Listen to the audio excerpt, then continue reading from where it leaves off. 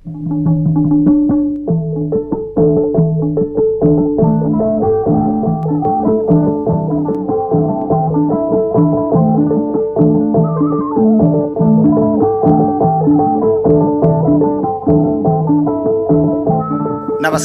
साहित्य संसार कार्यक्रममा हार्दिक स्वागत छ।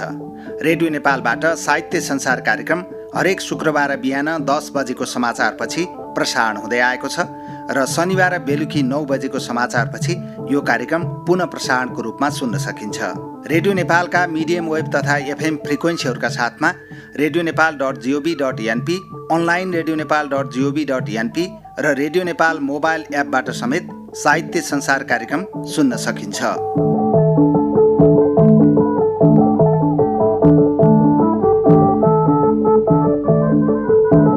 साहित्य संसार कार्यक्रममा आज हामीसँग हुनुहुन्छ कवि नरेश शाक्य। कविता लेखनमा क्रियाशील कवि शाक्यका नेपाली साहित्यका विविध विधा, कथा, निबन्ध, मुक्तक समेत प्रकाशित छन्। जनताका पक्षमा लाग्दा लाग्दै जनताका पक्षमा लेख्दा लेख्दै कवि बनेका कवि शाक्य सुन्दर र अर्थपूर्ण प्रगतिशील कविता सिर्जना गर्ने कवि भनेर पनि चिनिनुहुन्छ। आज उनै कवि नरेश शाक्यसँग संवाद गर्छौँ। उहाँको कविता लेखन यात्राका विषयमा संवाद गर्दै उहाँका रचनाहरू पनि सुन्छौँ। उमेरले 8 दशकको हाराहारीमा पुग्नुभएका तर लेखनमा अझै सक्रिय कवि शाक्यलाई स्वागत गर्दै आजको संवाद सुरु गरौँ। स्वागत छ यहाँलाई रेडियो नेपालको साहित्य संसार कार्यक्रममा। धन्यवाद। हिजो आजको साहित्यिक दिनचर्या कसरी अघि बढिरहेको छ, यसैबाट आजको संवादको सुरुवात गरौँ। अहिलेको मेरो दिनचर्या चाहिँ लेखनमै सक्रिय छ। हजुर। र लेखेरै म आफ्नो दिनचर्या बिताइरहेको छु। कहिलेदेखि लाग्नुभयो कविता लेख्न? केले आकर्षित गर्यो कविता लेख्न अथवा भनौँ साहित्यमा लाग्न?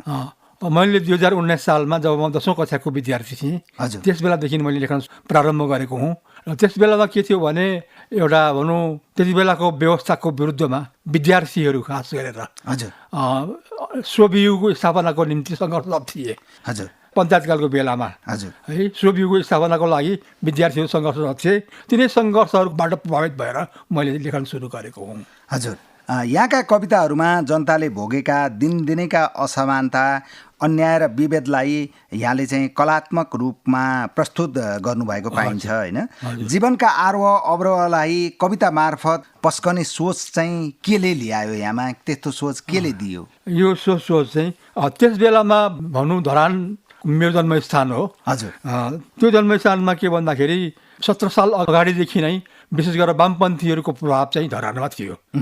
वामपन्थीको प्रभाव धरानमा थियो र वामपन्थीहरू विभिन्न किसिमका कार्यक्रमहरू गरिरहन्थे। हजुर। है, त्यसमध्येबाट साहित्यिक कार्यक्रम पनि एउटा हो। त्यस बेला भएका साहित्यिक कार्यक्रमहरूबाट प्रभावित भएर मैले पनि लेखनको आरम्भ गरेको हुँ। हजुर। कविता लेख्न सुरु गर्दाको प्रारम्भिक दिनलाई एकपटक स्मरण गरौँ। कस्तो थियो यहाँको बाल्यकालको साहित्यिक रुचि र आफ्नो परिवेश? त्यस बेलाको परिवेश चाहिँ के भन्दाखेरि वामपन्थी प्रभाव धरानमा थियो र त्यसले गर्दाखेरि तिनै वामपन्थीहरूको गतिविधिबाट प्रभावित भएर मैले लेखन चाहिँ आरम्भ गरेँ। र मैले खास गरेर त्यति बेला विद्यार्थीहरूले आफ्नो हक र हितको लागि लड्नुपर्छ भन्ने पक्षमा चाहिँ मैले कविता लेख्न सुरु गरेँ। र त्यसमा मैले एउटा विद्यार्थी एक हौँ भन्ने सुरुको प्रारम्भिक कविता चाहिँ त्यस्तो थियो। हजुर। विद्यार्थी एक हौँ। जस्तो यहाँले कविता लेखनको कुरा गर्नुभयो, धरानको बाहिरी परिवेश भन्न आफू हुर्केको परिवेशको कुरा गर्नुभयो। घर परिवारमा पनि कोही साहित्यमा लाग्नु भएको थियो? मेरो साइला दाइ कविता लेखनमा लाग्नु भएको थियो। उहाँ पनि प्रभावित हुनुहुन्थ्यो लेखनबाट। उहाँले लेख्नुहुन्थ्यो र उहाँबाट पनि मैले केही न केही मात्रामा, थोरै मात्रामा प्रभाव ग्रहण गरेको थियो। हजुर। एकैछिन यो संवादलाई रोकेर यहाँका केही कविता सुनौँ। आज हामी यहाँका रचनाहरू सुन्छौँ। पहिलो रचना कुन सुन्छौँ हामी? पहिलो रचना हाम्रो व्यूह रचना गर बनाऊ प्रवेश निषिद्ध द्वारहरू। व्यूह रचना गर बनाऊ प्रवेश निषिद्ध द्वारहरू। अग्ला अग्ला भवनमा अग्ला अग्ला पर्खालहरू।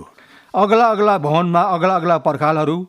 प्रकाशलाई छिर्नबाट वञ्चित खडा गर पाइला पाइलामा व्यवधानहरू। अवरोधहरू हिँड्नबाट कतै पुग्नुबाट म घाम भेट्न नसकूँ। प्रतिबन्ध लगाऊ मलाई थुन साँगुरो खोरमा। म जान नसकूँ कहीँ एक्लै दोक्लै। अपरिचित बनाऊ मलाई बाटाहरू। म हिँड्न खोज्दा कतै पत्थर फेक म माथि, प्रहार गर, लाठी चार्ज, म घाइते बनु, अपहरित गर मलाई, पुर्याऊ अनकन्टार जग्गामा, स्थानमा, म फेरि परिचितहरू आफन्तहरू भेट्न नसकौँ, भिडबाट म एक्लोपनको बोध गरौँ, निस्सासिउँ एक्लोपनको बोधले म मुक्त हुने प्रयासलाई कुण्ठित गर, म मुक्त हुने प्रयासलाई कुण्ठित गर, छेक, थुन, प्रहार गर, व्यूह रचना गर, कैद गर हिरासतमा। हजुर, यो पहिलो कविता हो। व्यूह रचना रचना। यहाँको पहिलो कविता हामीले सुन्यौँ। हजुर। तपाईँ कुनै कविता सिर्जना गर्नुहुन्छ नि कविज्यू, हजुर। त्यो कविता सिर्जना गर्नुको मूल उद्देश्य चाहिँ के हुन्छ? त्यसको मूल उद्देश्य चाहिँ एउटा समाजमा जागृति ल्याउने उद्देश्य नै हजुर। मेरो मुख्य उद्देश्य भएको हुन्छ। हजुर, हाम्रा कविहरूले चाहिँ यहाँ त लामो अनुभव छ, यहाँले 19 सालदेखि कविता लेख्न थाल्नुभयो होइन, अहिले उमेरले झन्डै 80 वर्ष पुग्न लागिसक्नु भएको छ, 77-78 वर्षको उमेरमा हुनुहुन्छ। हाम्रा कविहरूले चाहिँ आफू उभिएको धरातललाई कति बोध गरेर चाहिँ कविता सिर्जना गरेको पाउनुहुन्छ? अरूका कविताहरू नि यहाँले यो लामो अवधिमा त पक्कै पढ्नुभयो, अध्ययन गर्नुभयो। हजुर, अब विभिन्न खालका कविहरू हामी देख्न पाउँछौँ। हजुर, कतिपय कविहरूले सामाजिक विसङ्गतिहरूलाई, सामाजिक विकृतिहरूलाई उदाङ्गो पारेर कविताहरू लेख्ने चाहिँ प्रयास गरेको पनि भेटिएको छ। हजुर, र त्यो भेटिएको छ र त्यसले के भन्दाखेरि तत्कालीन व्यवस्थाहरूमाथि प्रहार गर्ने कवित्व लिएर जन्मेका कविहरू पनि हामी पाउँछौँ। र एक थरीका कविहरू त्यस्तो किसिमको थियो भने अर्को कविताहरूमा भनौँ र तिनीहरूको लेखनमा सरलता हामी पाउँछौँ। अर्को थरीका कविहरू पनि छन् जो चाहिँ अलिकति क्लिष्ट किसिमको साहित्यिक रचनाहरूको गर्दै थिए। त्यो बेलामा के भन्दाखेरि अब क्लिष्ट भन्नाले तपाईँको के भन्दाखेरि अब त्यो तत्कालीन व्यवस्था के थियो को मार पनि कवि लेखकहरूमाथि पनि चर्को थियो। त्यसले गर्दाखेरि उनीहरूले चाहिँ के भन्दाखेरि स्पष्ट सरल भाषामा र स्पष्ट भाषामा लेख्न नसकेर केही छद्म रूपमा लेख्ने कविताहरू चाहिँ छद्म रूपमा लेख्ने पनि गरेका छन्। सिधै नभनेर घुमाएर भन्ने गरेका छन्। सिम्बोलिक साङ्केतिक गरेका छन्। त्यही छ। हजुर, जस्तो यहाँले भन्नुभयो नि कविता कसैले सरल लेख्नुहुन्छ, कसैले क्लिष्ट लेख्नुहुन्छ। सरल कविताहरू पनि निकै चर्चित भएका छन् होइन। केही अब क्लिष्ट कविताहरू अब धेरैले बुझ्न नसकेर हो कि त्यति पढ्ने पनि छैन भनिन्छ नि, यहाँको अनुभव चाहिँ के छ? त्यो पनि हो। एक त के भन्दाखेरि अब क्लिष्ट कविताहरू सर्वसाधारण पाठकहरूले त्यति बुझ्न सक्दैनन् र त्यसको लागि के भन्दाखेरि अलिकति अध्ययनको कमी पनि हो। अध्ययनको कमीले गर्दाखेरि पनि त्यो उनीहरूले चाहिँ के भन्दाखेरि क्लिष्ट कविताहरू त्यति बुझ्न सकिरहेको हुँदैन। हजुर, जस्तो पछिल्लो समयको कुरा गर्ने हो भने नेपाली साहित्य जगतमा चाहिँ कविता लेख्नेहरूको सङ्ख्या एकदमै वृद्धि हुँदै गएको छ होइन। जति वृद्धि हुँदै गएको छ नि त्यति नै कविताको जस्तो गरिमा भनौँ, कविताको ओज भनौँ, कविताको आकर्षण जोगाउने चुनौती पनि त थपिँदै गएको छ नि। यसप्रति चाहिँ यहाँको धारणा के छ? त्यो छ। त्यस्तो किसिमको कविता रचनामा चाहिँ के भन्दाखेरि त्यसपछि बढी नै कवितालाई स्पष्ट रूपमा बुझ्ने प्रयास पाठकहरूबाट पनि गरिनुपर्छ। कविता लेखनप्रतिको पाठकहरूको अभिरुचि पनि बढ्दै गइरहेको छ र उनीहरूले कवितालाई रुचिका साथमा अध्ययन गर्नेको सङ्ख्या पनि बढ्दै गइरहेछ। त्यसले गर्दाखेरि कविताको भविष्य चाहिँ उज्यालै छ भनेर हामी भन्न सक्छौँ। हजुर, फेरि पनि यहाँको एउटा कविता सुनाउँ। अब चाहिँ हामी कुन कविता सुन्छौँ, के शीर्षकको कविता सुन्छौँ? त्यो म भन्छु, एउटा यात्रा सुखद अनुभूति हो। यात्रा सुखद अनुभूति हो। हजुर, यात्रा सुखद अनुभूति हो। अब यो नियासरोपनलाई हटाउन जीवनमा एकजना सहयात्रीको खोजी गर। एक्लो यात्राको परिणाम दुष्कर हुन्छ, कष्टप्रद।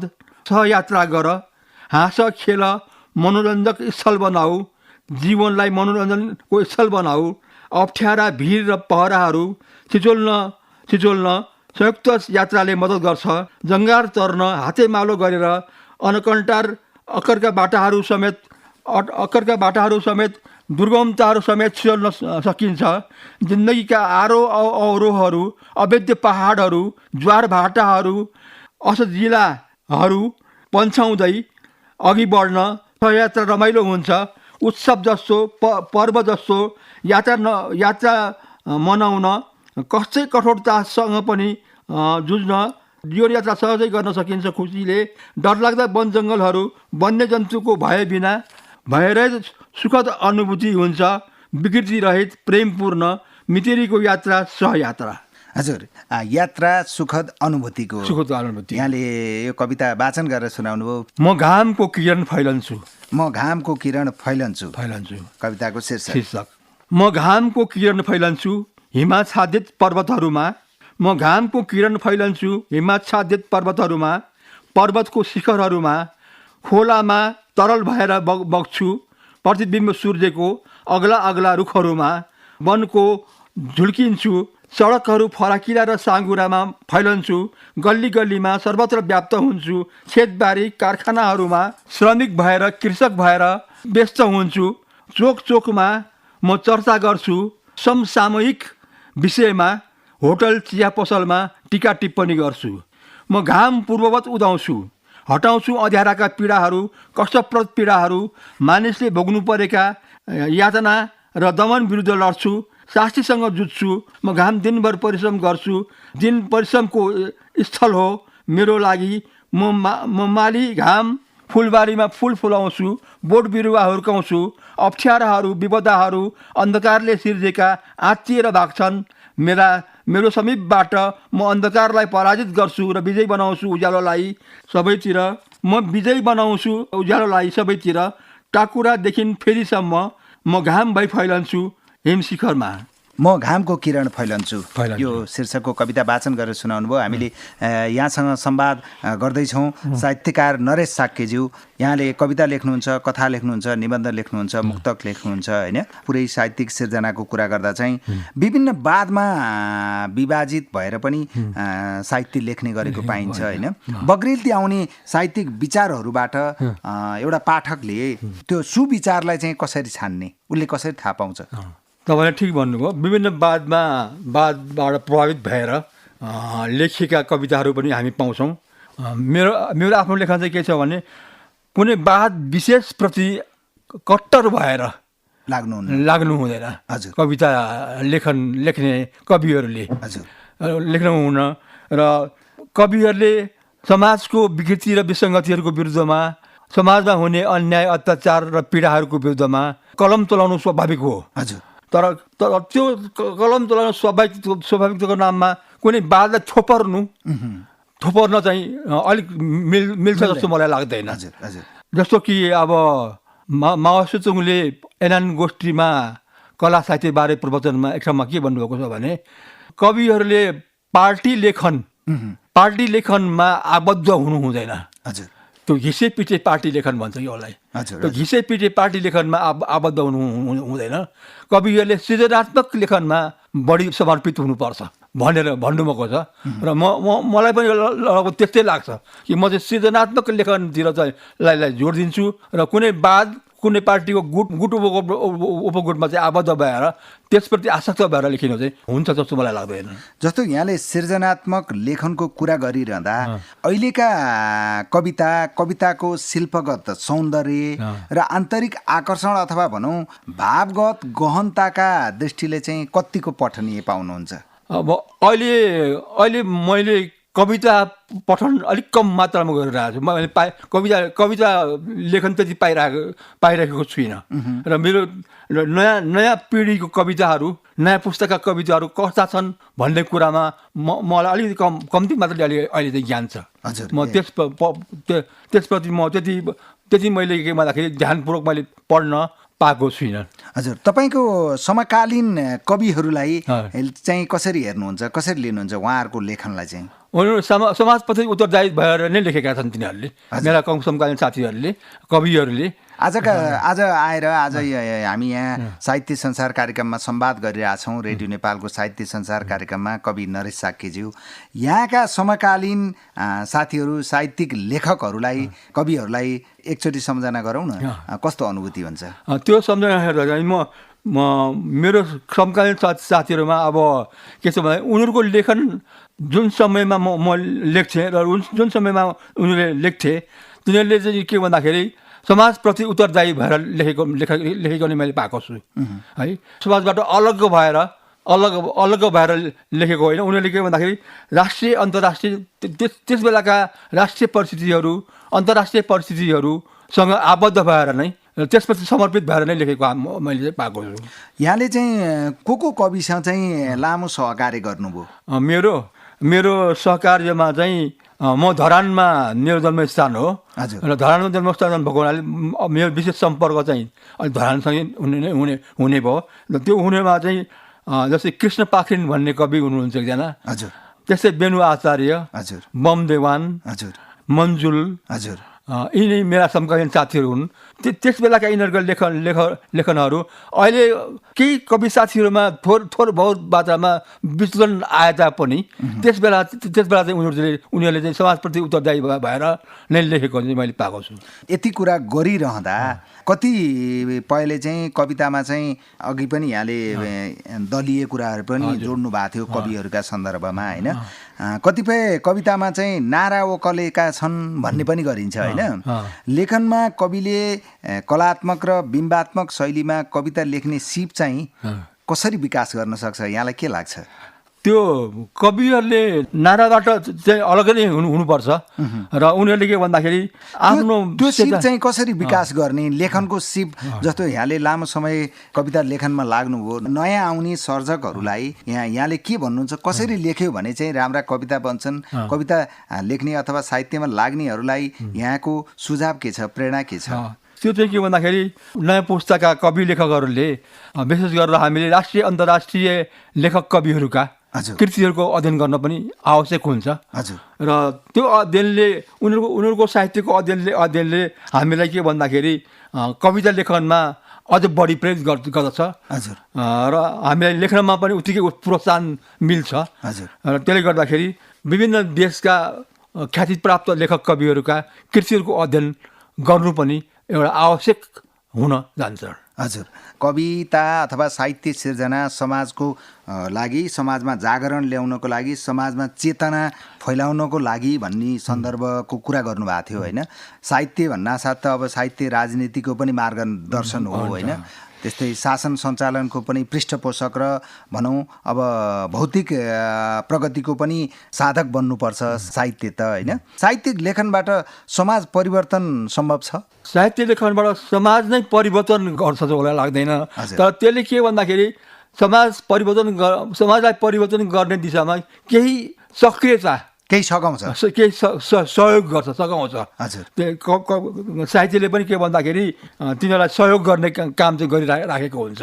यद्यपि के भन्दाखेरि सम्पूर्ण समाजलाई नै परिवर्तन गर्न चाहिँ उनीहरूले नसके तापनि त्यस दिशामा केही सहयोग उनीहरूले गर्न सकेको हुन्छ। यहाँ त राजनीतिक रूपमा नि कहीँ न कहीँ नजिक भएर काम गर्नुभयो। उहाँहरूले चाहिँ तपाईँले लेखेका भन्न यो सिर्जनाले प्रगतिशील साहित्यमा लाएर लेख्नुभयो, ती सिर्जनालाई उहाँहरूले चाहिँ कसरी लिनुभयो? राजनीतिक व्यक्तित्वहरूले चाहिँ कसरी लिनु हुँदो रहेछ? त्यो अब मैले राजनीतिमा पनि केही समय बिताएँ र सक्रिय रूपबाटै मैले राजनीति पनि गरेँ है।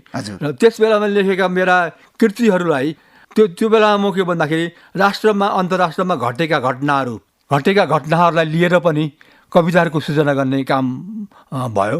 र त्यसलाई के भन्दाखेरि त्यस बेलाका राजनीतिक व्यक्तिहरूले पनि त्यसलाई मन पराएका थिए। उनीहरूले सकारात्मक दृष्टिकोण अपनाएका थिए। हजुर, यहाँले कथा लेख्नु भएको छ, निबन्ध लेख्नु भएको छ, यहाँको कथा लेखन निबन्ध लेखनको बारेमा थोरै बताइदिनुहोस् न। कथा लेखनमा चाहिँ मेरा कथाहरू प्रायः के प्रेमपरक छन्। अब त्यस बेलाको युवा अवस्था होइन, युवा अवस्थामा के भन्दाखेरि प्रेम भावना उत्पन्न हुनु, प्रेम भावना जाग्नु स्वाभाविक कुरा हो। र मैले पनि के भन्दाखेरि प्रेम भावना जागृत भएका कथाहरू, मेरा कथाहरू चाहिँ प्राय गरेर प्रेम भावनाले प्रेरित भएका कथाहरू छन्। त्यसमा राजनीतिक गन्ध कमै मात्रै छ।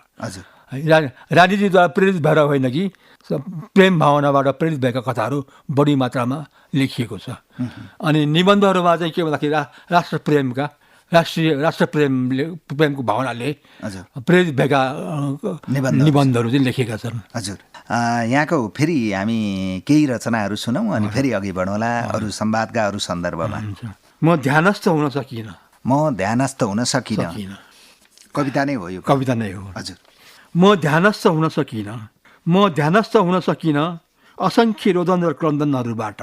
म ध्यानस्थ हुन सकिनँ असङ्ख्य रोदन र क्रन्दनहरूबाट, बालकहरूका वृद्धका चित्कारहरूबाट, अपाङ्ग अशक्तका पीडाका आवाजहरूबाट मेरो ध्यान भङ्ग गर्न आउँछन्, मलाई बाधा पुर्याउन आउँछन् मेरो मस्तिष्कलाई। म हाम फाल्छु उर्लदो महासागरमा। म हाम फाल्छु उर्लदो महासागरमा, हेलिन्छु बाढीहरूमा, बाढी पीडित प्रदेशहरूमा। म रोक्न सक्दिनँ आफूलाई, आफ्नो आवेगलाई यी पीडाहरूको आवाजहरूबाट। नियन्त्रणमा बाँध्न सक्दिनँ आफूलाई यो विचित्र र कुरूपताहरूबाट। अहङ्कार र अपमानका पीडाहरू सहन सक्दिनँ। म मुक्त हुन सक्दिनँ आर्तनाद र चित्कारहरूबाट। मलाई आर्तनादले बेसरी टोक्छ, पिरोल्छ। म आहत हुन्छु, व्यथित हुन्छु मात्र। यी घाउहरूले भङ्ग भइरहन्छन् मेरा ध्यान दृष्टिहरू, प्रतिकूल प्रभावहरूले। म ध्यानस्थ हुन सकिनँ। हजुर, म ध्यानस्थ हुन सकिनँ। यहाँले आफ्नो कविता वाचन गरेर सुनाउनु भयो कवि नरेश साक्यज्यू। आदरणीय श्रोताहरू, आज साहित्य संसार कार्यक्रममा हामी कवि नरेश साक्य निरजसँग संवाद गरिरहेका छौँ। उहाँका साहित्यिक सृजनाहरू हामी सुनिरहेका छौँ। कविज्यू, एउटा कुरा यहाँसँग कुरा गर्दा जस्तो कतिपय साहित्यिक सृजनाहरू चाहिँ पढ्दा चाहिँ जीवनका भनौँ निराशा, कुण्ठा र असङ्गतिहरूलाई मात्रै बढी मुखरित गरिएको पनि भेटिन्छ। त्यस्तो सृजना पढेर साहित्यिक पाठकलाई, एउटा पाठकलाई कसरी ऊर्जा प्राप्त होला? अब समाजमा भएका विसङ्गति, विकृति होइन, हजुरहरूलाई लिएर कविताहरू, साहित्य लेखन गरिन्छ। तर अब हामीले समस्या मात्रै प्रकट गरेर, समस्या मात्रै देखाएर साहित्य रचनाबाट चाहिँ प्रेरणा पाउन सकिँदैन। त्यसलाई के भन्दाखेरि अलिकति कवि लेखकहरूले कविताहरूको माध्यमबाट केही गर्ने, पाठकहरूलाई केही गर्ने एउटा प्रेरणा, उत्साह दिलाउनु पनि पर्छ होइन, दिनु पनि पर्छ। त्यसको लागि के भन्दाखेरि समस्या मात्रै देखाउने होइन कि समाधानको बाटोतर्फ समाधान पनि देखाउने गरियो भने त्यो अझ बढी राम्रो हुन्छ। समाधानको सङ्केत पनि त्यो सिर्जनामा आउनु पर्यो। सिर्जना र समालोचनाको हिसाबले चाहिँ नेपाली कविताको अवस्था के पाउनुभयो? यो लामो समय कविता लेख्नुभयो होइन, कविताको भविष्य के छ? यहाँले अघि नै भन्नुभएको थियो उज्जवल छ त भन्नुभयो होइन। कविता लेख्नेहरूलाई, कवितामा लाग्नेहरूलाई के भन्नुहुन्छ? त्यो अब उनीहरूले आफूलाई बढीभन्दा बढी समाजप्रति उत्तरदायी भएर लेख्नुपर्छ। किनभने समाजप्रति उत्तरदायी नभएर अराजक ढङ्गले लेखेका साहित्यिक कृतिहरूले नयाँ पुस्तालाई प्रेरित गर्न सक्दैन। र नयाँ पुस्तालाई प्रेरित गर्नको लागि, उनीहरूलाई हौसला दिनको लागि, उनीहरूलाई प्रेरणा दिनको लागि अलिकति समस्या मात्रै प्रकट गरेर भएन, अलिकति समाधानको बाटो पनि देखाउने किसिमको भयो भने त्यसले राम्रो गर्छ भन्ने यहाँलाई लाग्छ। फेरि पनि हामी यहाँको एउटा कविता सुनौँ। अब चाहिँ कुन कविता सुन्छौँ? मृत्युलाई स्वीकार्दा। मृत्युलाई स्वीकार्दा। हजुर, सुनौ कविज्यू। म मृत्युलाई सहज वरण गर्छु। म मृत्युलाई सहज वरण गर्छु। त्रसित भाग्दिन पिठु फर्काएर। त्रसित भाग्दिन पिठु फर्काएर, तर्सेर युद्धको घोषणाबाट। म सङ्ग्रामबाट हस्कन्न सामना गर्छु विघ्न बाधाहरूसित, कस्तै अप्ठ्याराहरूसित। मृत्युलाई स्वीकार गर्न पाउँदा मलाई गर्व लाग्छ। मृत्युलाई स्वीकार गर्न पाउँदा मलाई गर्व लाग्छ। शहादत हुन पाउँदा, रक्तको बलिदान गर्न पाउँदा। म मृत्युञ्जय बन्छु बलिदानहरूबाट। अमरता प्राप्त गर्छु शहादतबाट। म डराउँदिन पटक्कै भिडन्तहरूबाट, चोटपटक र घाउका पीडाहरूबाट, प्रतिघातहरूबाट। हर अवरोधहरूको सामना गर्छु। षड्यन्त्रहरूको तकमा पहिरेर वीरताको कायरतालाई मान्दिन, अस्वीकार गर्छु, कायरतालाई मान्दिन, अस्वीकार गर्छु, म हारदेखि असन्तुष्ट बन्छु, निम्त्याउँछु जितका पङ्क्तिहरूलाई, सङ्घर्षका प्रत्येक चरणहरूमा माल्यार्पण गरेर विजयमाला पहिरेर। हजुर, मृत्युलाई स्वीकार्दा यहाँले आफ्नो कविता वाचन गरेर सुनाउनु भयो। कविज्यू, साहित्यिक लेखनको कुरा गर्दा साहित्य लेखेर केही पाउने अथवा केही आम्दानी गर्ने अवस्था सिर्जना भएको छ नेपालमा? के पाउनुभयो? यहाँको अनुभव, लामो अनुभव, यहाँ त अब 77-78 वर्षको उमेरमा हुनुहुन्छ, 19-20 सालदेखि कविता लेख्नुभयो होइन, साहित्य सिर्जनामा लाग्नुभयो, के पाउनुभयो यो लामो अवधिमा? के रहेछ, के कस्तो अवस्था? यो अन्यत्र देशको जस्तो इन्डिया, अमेरिका, तपाईँको रुसहरू भए, अथवा फ्रान्स भए, ब्रिटेनहरूमा जस्तो कविता लेखेर चाहिँ कविहरूले प्रशस्त आम्दानी गरेको पनि भेटिन्छ। हजुर, उनीहरूबाट त्यो रूपबाट हेर्ने हो भने नेपालमा त्यस किसिमको वातावरणको सिर्जना भएको पाइँदैन, देखिँदैन है। र एउटा के भनेदेखि लेखन भनेको आम्दानीको लागि होइन, खालि एउटा कृति कायम गर्नको निम्ति मात्र भएको छ। यसबाट लेखक कविहरूले पर्याप्त मात्रामा आम्दानी गर्ने अथवा आफ्नो जीविका चलाउने त्यो गरेको चाहिँ देखिएको छैन। कतिपय कविहरूको सिर्जना, राम्रा सिर्जनाहरू लेखिरहनु भएको हुन्छ, सिर्जना गरिरहनु भएको हुन्छ, त्यो छाप्ने अथवा छापिएर पाठकसम्म पुग्ने वातावरण पनि बनिरहेको छैन भन्नुहुन्छ नि। के गर्यो भने चाहिँ त्यो छापिएर पाठक भन्नसम्म पुग्ने वातावरण बन्ला? त्यसको लागि त के भन्दाखेरि जस्तो समाजमा भएका उत्पीडनहरूको विरुद्धमा, शोषणहरूको विरुद्धमा लेखेर त्यसले बढीभन्दा बढी पाठकहरूलाई स्पर्श गर्ने, बढीभन्दा बढी पाठकहरूको मुटु छुने काम चाहिँ कवि लेखकहरूले गरेको खण्डमा अलिकति लेखनप्रतिको पाठकहरूको अभिलाषा, अभिरुचिहरू पनि बढ्दै जान्थ्यो कि भन्ने मलाई लाग्छ। यहाँका कविताहरू छापिदिन्छु भनेर कोही खोजी गरेर आउने भएकै भएनन्? त्यो भएको छ। भनेपछि राम्रो लेख्यो भने खोजेर छापिदिन्छु भन्नेहरू आउनुहुन्छ। मैले एउटा गोष्ठीमा एउटा कविता सुनाएको थिएँ, लेखको सुस्केरा भन्ने। त्यो कविताको पठनबाट प्रेरित भएर रत्न पुस्तक भण्डारका प्रोप्राइटर हजुर गोविन्दले मलाई तपाईँको कविता सङ्ग्रह मलाई दिनुहोस्, म छाप्छु भन्नुभयो। हजुर, अनि मैले लगेर दिएँ, छाप्नु पनि भयो, केही आम्दानी पनि मलाई उपलब्ध गराउनु भयो। भनेपछि राम्रा सिर्जना भयो भने छापिन्छ। हजुर, हामी आजको यो संवादको अन्तमा छौँ। फेरि पनि अन्तिममा यहाँको एउटा सिर्जना सुनौँ, एउटा कविता सुनौँ, त्यसपछि हामी छुट्टिन्छौँ। अब अन्तमा कुन कविता सुन्छौँ हामी? नरेश साकीको मृत्यु। आफ्नै विषयमा लेखिएको कविता सुनाउनु। हजुर, नरेश साकीको मृत्युमा। हजुर, नरेश साकीको जिन्दगीको अकाल मृत्यु भयो। नरेश साकीको जिन्दगीको अकाल मृत्यु भयो। उसको मृत्यु कसैलाई ज्ञात भएन, अज्ञात मृत्यु भयो। भिरबाट खसेर उसको अवसान भयो।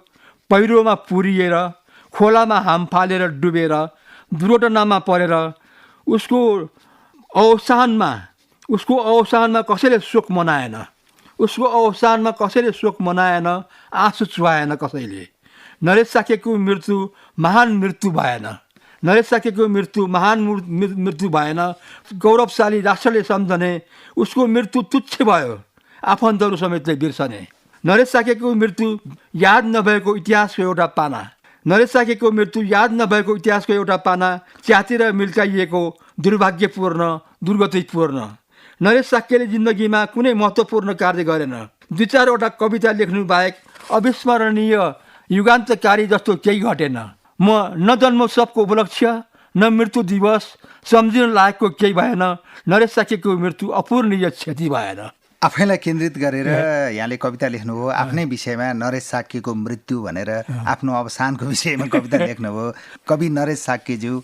आदरणीय श्रोताहरू, आज साहित्य संसार कार्यक्रममा हामी कवि नरेश साक्यसँग संवाद गर्दैथ्यौँ। कवि नरेश साक्यले साहित्यिक संवादका साथमा आफ्नो साहित्य लेखनको अनुभवका साथमा केही कविताहरू पनि वाचन गरेर सुनाउनु भयो। उहाँले व्यूह रचना, यात्रा सुखद अनुभूतिको, म घामको किरण फैलन्छु, म ध्यानस्थ हुन सकिनँ, मृत्युलाई स्वीकार्दा र नरेश साक्यको मृत्यु भनेर आफ्ना कविताहरू वाचन गर्नुभयो। हस् कवि नरेश साक्यज्यू, यहाँले रेडियो नेपालको स्टुडियोसम्म आएर आफ्नो साहित्यिक रुचि, साहित्यिक धारणा, लेखनको अनुभवका साथमा आफ्ना केही रचना, केही कविताहरू पनि वाचन गरेर सुनाइदिनु भयो साहित्य संसार कार्यक्रम मार्फत। समय र संवादको लागि रेडियो नेपाल साहित्य संसार कार्यक्रमको तर्फबाट यहाँप्रति आभार व्यक्त गर्छौँ। यहाँले पनि के भन्दाखेरि मलाई केही कविताहरू वाचन गर्ने अवसर प्रदान गरेर मेरा आफ्नै विचारहरू साहित्यिक पाठकहरूको समक्षमा राख्ने जुन अवसर दिनुभयो त्यसको लागि म तपाईँलाई पनि धन्यवाद दिन चाहन्छु। हस्, नमस्कार।